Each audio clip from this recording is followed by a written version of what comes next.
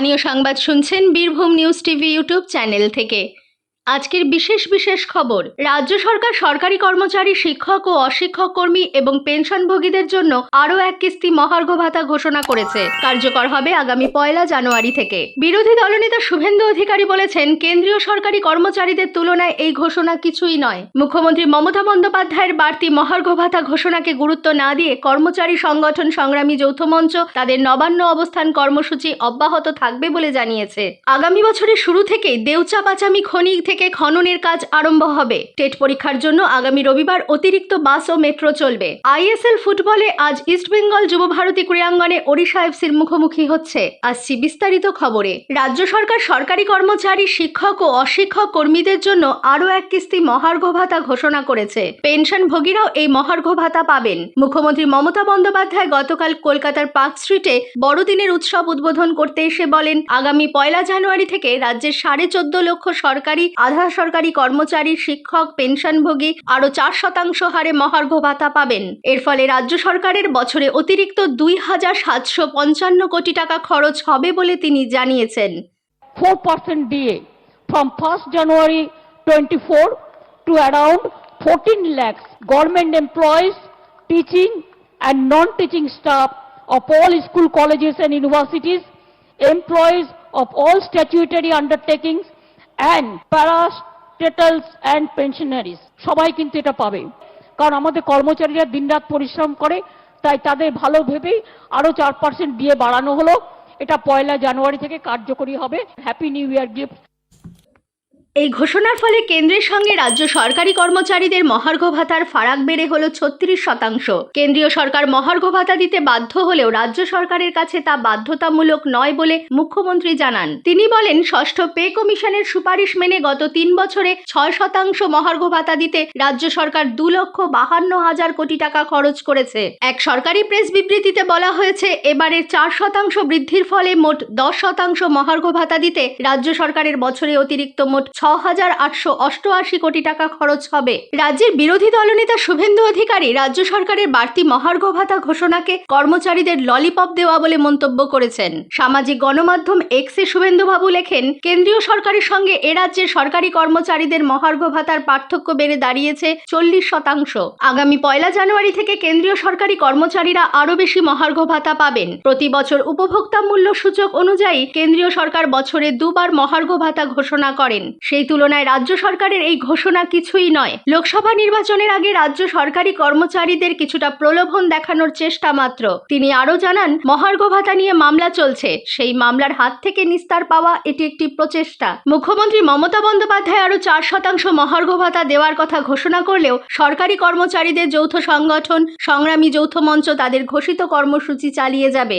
মঞ্চের আহ্বায়ক ভাস্কর ঘোষ বলেন, হঠাৎ করে 4% মহার্ঘ ভাতা ঘোষণা করার অর্থ সরকারের কাছে টাকা আছে, কিন্তু তারা দিতে চাইছে না। উল্লেখ্য, আগামীকাল থেকে রবিবার পর্যন্ত নবান্ন বাস স্ট্যান্ডে টানা 72 ঘন্টা ধর্ণা কর্মসূচি গ্রহণ করেছে তারা। মুখ্যমন্ত্রী ঘোষণার পর বামপন্থী কর্মচারী সংগঠন কোঅর্ডিনেশন কমিটির সম্পাদক বিশ্বজিৎ গুপ্ত চৌধুরী জানান, কেন্দ্রীয় সরকারের তুলনায় এখনো রাজ্য সরকারি কর্মচারীদের 36% মহার্ঘ ভাতা বকেয়া রয়েছে। এই কারণে জেলায় জেলায় যে অবস্থান কর্মসূচি নেওয়া হয়েছিল তা অব্যাহত থাকবে। যেখানে 40% মহার্ঘ ভাতা বকেয়া, সেখানে মাত্র 4% ঘোষণা করে খুশি হওয়ার বিষয় নেই, খুশি দুঃখের বিষয় নেই। এটা আমাদের হকের পাওনা, হকের লড়াই। সেই লড়াই জারি আছে, আগামী দিনেও লড়াই থাকবে। যেখানে মুখ্যমন্ত্রী কিছুদিন আগেই বলেছিলেন কেন্দ্রীয় হারে মহার্ঘ ভাতা দেওয়া রাজ্যের ক্ষেত্রে বাধ্যতামূলক নয়, সেখানে আমাদের যৌথ মঞ্চের আহ্বানে অবস্থান, জেলায় জেলায় অবস্থান কর্মসূচি, ধর্মঘট সহ, কর্মবিরতি সহ সামগ্রিকভাবে লড়াই আন্দোলনের ফলে সেই মুখ্যমন্ত্রী আজকে 4% মহার্ঘ ভাতা ঘোষণা করতে বাধ্য হয়েছেন কার্যত। এতে আমাদের লড়াই থেকে আমাদের বঞ্চিত রাখা যাবে না। এদিকে মাধ্যমিক শিক্ষক ও শিক্ষাকর্মী সমিতি ও মুখ্যমন্ত্রী এই ঘোষণায় খুশি নয় বলে জানিয়েছে। সমিতির সাধারণ সম্পাদক নীলকান্ত ঘোষ বলেছেন, এই ঘোষণায় শিক্ষক ও শিক্ষাকর্মীরা হতাশ। নিয়মিত খবরগুলি শুনবার জন্য ভিডিওর নিচে থাকা সাবস্ক্রাইব বাটনটি ক্লিক করুন এবং পাশে থাকা বেল আইকনটি ক্লিক করতে ভুলবেন না। আগামী বছরের শুরুতেই দেউচা পাচামি খনি প্রকল্পে খননের কাজ শুরু হতে চলেছে। প্রথম পর্যায়ে ভূগর্ভে থাকা কয়লার স্তরের ঠিক ওপরের স্তরে থাকা ব্যাসল্ট তোলার কাজ শুরু হবে। হবে। দেউচা পাচামিতে প্রায় 142 মেট্রিক টন ব্যাসল্ট পাথর আছে বলে সমীক্ষায় উঠে এসেছে। খোলা বাজারে এর দাম প্রায় 5,500 কোটি টাকা। শীঘ্রই ব্যাসল্ট পাথর তোলার জন্য টেন্ডার প্রক্রিয়া শুরু হবে। উত্তর 24 পরগনার কেষ্টপুর রবীন্দ্রপল্লী বাজারে গতকাল দুপুরে একটি ফাস্টফুডের দোকানে অগ্নিকাণ্ডে 9 জন আহত হয়েছেন। এদের মধ্যে 2 জন আশঙ্কাজনক অবস্থায় স্থানীয় হাসপাতালে চিকিৎসাধীন। স্থানীয় বাসিন্দারা জানিয়েছেন, রবীন্দ্রপল্লী বাজারের একটি বন্ধ দোকানে ধোঁয়া বেরোতে দেখে তারা নেভাতে যান। সে সময় আচমকা বিস্ফোরণ ঘটলে দোকানের শাটার ভেঙে রাস্তায় পড়ে। আতঙ্কিত লোকজন ইতস্তত ছুটোছুটি করতে শুরু করে দেন। দোকান থেকে নিকটবর্তী ইলেকট্রিক তারেও আগুন লেগে যায়। খবর পেয়ে ঘটনাস্থলে যায় বাগুইআটি থানার পুলিশ, অ্যাম্বুলেন্স ও দমকলের 2টি ইঞ্জিন। গ্যাস সিলিন্ডারের বিস্ফোরণের জেরে এই ঘটনা বলে প্রাথমিক অনুমান। ঘটনাস্থলে যায় ফরেনসিক দলও। পর্যটনের উন্নয়নে রাজ্য সরকার সক্রিয়ভাবে কাজ করছে বলে মুখ্যমন্ত্রী মমতা বন্দ্যোপাধ্যায় জানিয়েছেন। গতকাল মধ্য কলকাতার পার্ক স্ট্রিটের অ্যালেন পার্কে বড়দিনের উৎসবের সূচনা করে মুখ্যমন্ত্রী বলেন, পাহাড়ে চা পর্যটন এবং হোমস্টের ওপরে যেমন গুরুত্ব দেওয়া হচ্ছে, অন্যদিকে দক্ষিণবঙ্গের বিভিন্ন পর্যটন কেন্দ্রকেও সাজিয়ে তোলা হচ্ছে। গতকাল অনুষ্ঠান মঞ্চ থেকে তিনি বাঁকুড়ার বিষ্ণুপুর মেলা, বাঙ্গুর থেকে দমদম পার্ক পর্যন্ত নয়ানুজুলির সৌন্দর্যায়ন, হাওড়ার গড়চুমুকের চিড়িয়াখানা সংস্কারের পরে হুগলির দেবানন্দপুরে সাহিত্যিক শরৎচন্দ্র চট্টোপাধ্যায়ের বাসস্থানের ভার্চুয়াল উদ্বোধন করেন।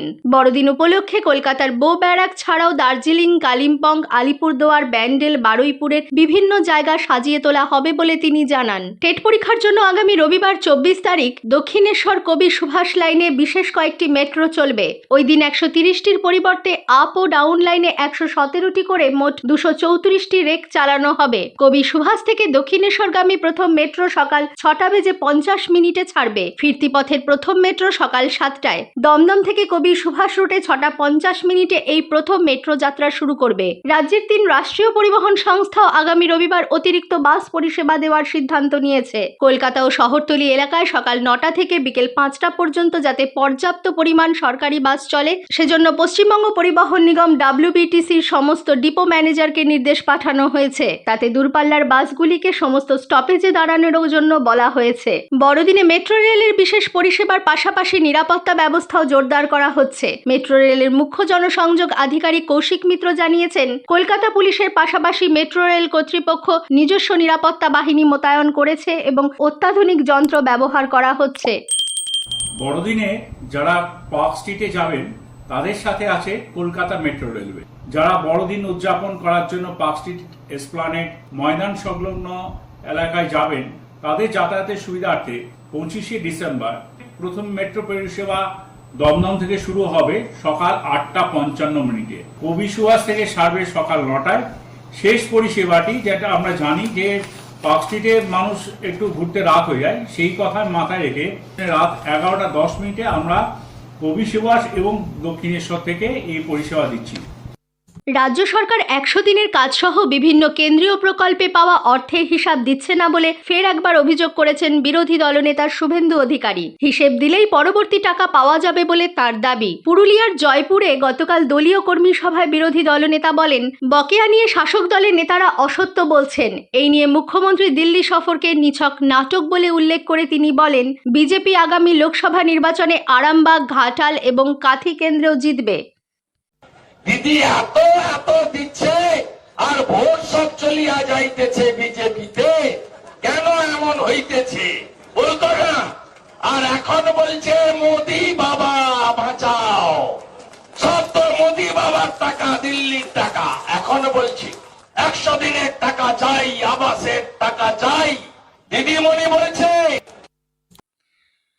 উত্তর 24 পরগনার জগদ্দলের মোমিনপাড়ায় তৃণমূল কংগ্রেস কর্মী ভিকি যাদবের খুনের ঘটনায় ব্যারাকপুর পুলিশ কমিশনারেটের বিশেষ দল গতকাল সাংসদ অর্জুন সিংয়ের ভাইপো সঞ্জিত সিংকে গ্রেপ্তার করেছে। এই নিয়ে এই ঘটনায় মোট 6 জনকে গ্রেপ্তার করা হলো। 2022 সালে তৃণমূল কংগ্রেস কর্মী রাজ পান্ডেকে খুনের চেষ্টার অভিযোগে জিজ্ঞাসাবাদের জন্য গতকাল সকালে তাকে ডেকে পাঠানো হয়। এই মামলায় ছাড় পেলেও ভিকি যাদবের খুনের ঘটনায় গ্রেপ্তার হয় সঞ্জিত। যদিও তার আইনজীবীর অভিযোগ, জগদ্দলের বিধায়ক বিধায়ক সোমনাথ শ্যামের কথাতেই পুলিশ সঞ্জিতকে গ্রেপ্তার করেছে। উল্লেখ্য, গত 21শে নভেম্বর বাড়ির সামনেই দুষ্কৃতীদের গুলিতে খুন হন ভিকি যাদব। তার মাথা এবং শরীরে মোট 9টি গুলি লাগে। ইস্টবেঙ্গল আজ ISL ফুটবলের ম্যাচে ওড়িশা এফসির মুখোমুখি হবে। সল্টলেকের যুব ভারতী ক্রীড়াঙ্গনে খেলা শুরু হবে রাত 8টায়। ইস্টবেঙ্গল এখনো পর্যন্ত 9টি ম্যাচে খেলেছে, 2টিতে জয়ী, 4টিতে ড্র ও 3টি ম্যাচে পরাজিত হয়েছে। 10 পয়েন্ট নিয়ে সপ্তম স্থানে রয়েছে লাল হলুদ। অন্যদিকে ওড়িশা সমসংখ্যক ম্যাচ খেলে 5টিতে জয়ী হয়েছে, 2টি ড্র